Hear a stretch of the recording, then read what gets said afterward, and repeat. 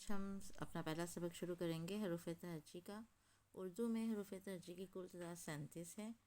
الف، آ، بے، پے، تے، ٹے، سے، جیم، چے، ہے، خے، دال، ڈال، زال، رے، رے، زے، ژے، سین، شین، صاد، صاد، توئے، زوئے، عین، غین، فے، قاف، کاف، گاف، لام، میم، نون، واو، ہے، حمزہ، چھوٹیے بڑیے۔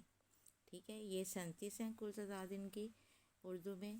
آگے مرکب حروف بھی کچھ ہمارے پاس اردو میں ہوتے ہیں۔ یہ دو چشمی ہے سے مل کر بنتے ہیں۔ ان کی تعداد 15 ہے۔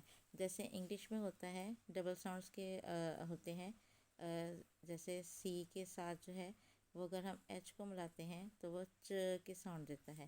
اسی طرح جب ہم ایس کے ساتھ ایچ کو ملاتے ہیں تو وہ ش کے ساؤنڈ دیتا ہے۔ ٹھیک ہے، اسی طرح اردو میں بھی کچھ الفاظ ہیں جن کو مرکب حروف کہتے ہیں۔ 15 ان کی تعداد ہے جو دو چشمی ہے کے ساتھ مل کر آواز کو بھاری بنا دیتے ہیں۔ ان میں ہے بھ، بھے، بھے، تھے، ٹھے، جھے، چھے، دھے، ڈھے، ز، ڑ، کھ، گھ، ل، م، ن۔ ٹھیک ہے، ان کو اچھے سے آپ یاد کریں۔